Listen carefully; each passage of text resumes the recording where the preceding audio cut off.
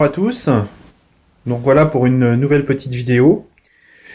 Alors je tenais à vous présenter la tête de monture de la Titan que vous avez vu tout assemblée dans les vidéos précédentes. Et donc là elle est en stand-by bien sûr, en attendant une prochaine nuit claire. Donc voilà la tête de monture de la Titan, cette fois-ci dissociée avec ses deux parties, donc la partie ascension droite. Vous voyez là le viseur polaire qui permet de faire la mise en station de la monture. Et puis la partie déclinaison.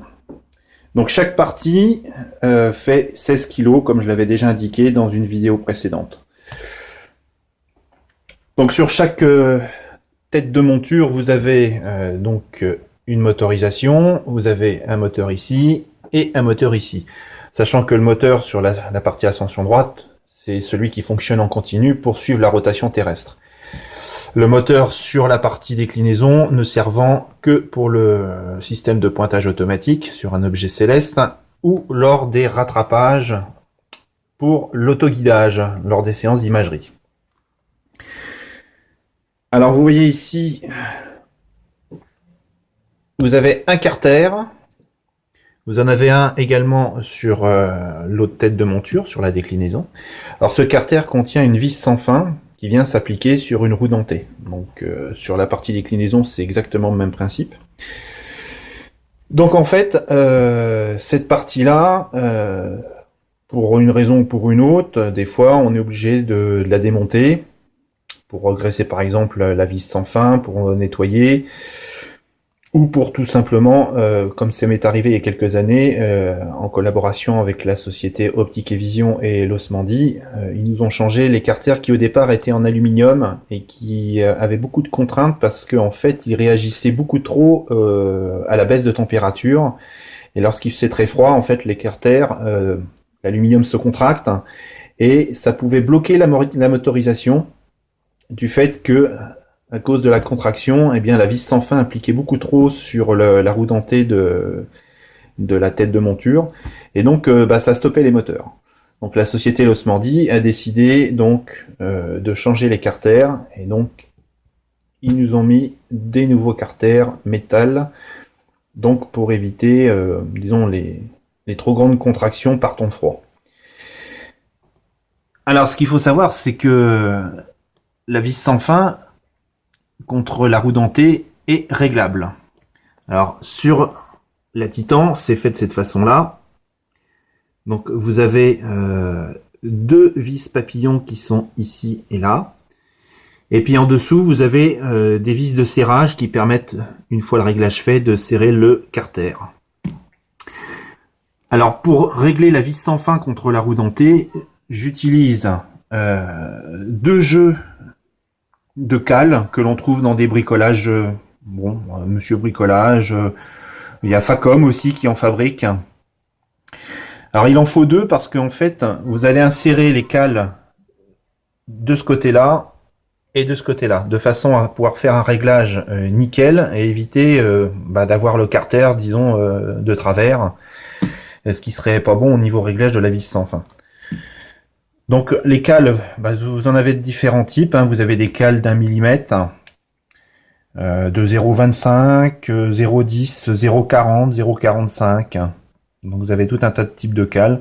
Donc après, il faut trouver l'association du bon jeu de cales.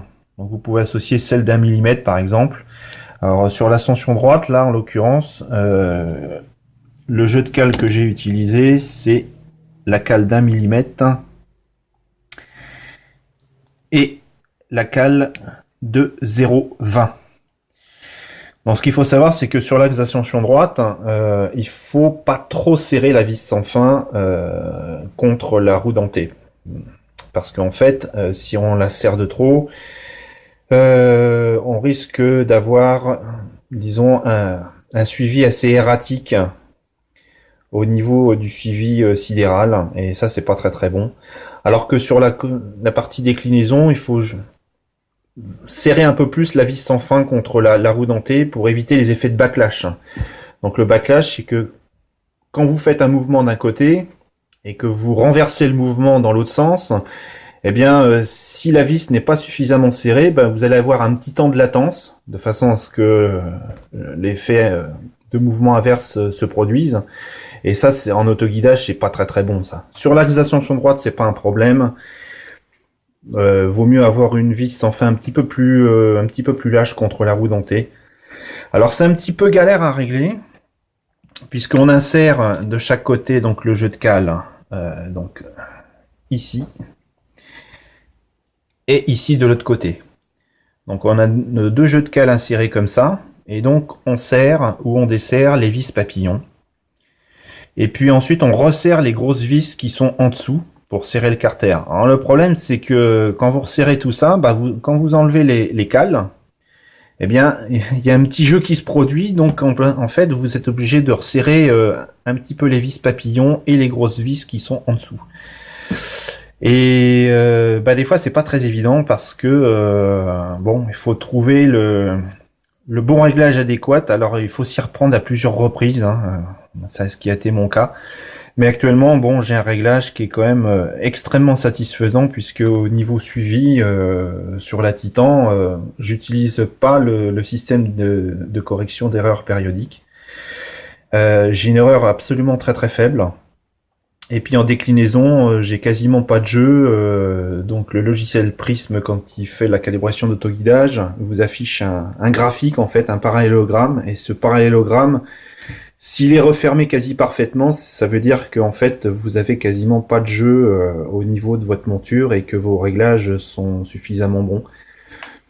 Et c'est ce qui se produit en réalité dans mon cas. Donc pour l'instant je laisse les réglages comme tels quels.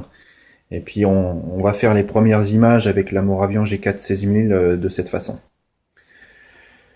Donc l'avantage de la Titan, encore une fois, hein, le choix de cette monture, c'est que malgré qu'une fois toute montée, elle fait dans les 70 kg avec barre de contrepoids, eh bien ça reste quand même une monture relativement transportable. Alors à l'époque où j'ai acheté la Titan, c'était une des seules grosses montures de ce type qui était quand même transportable.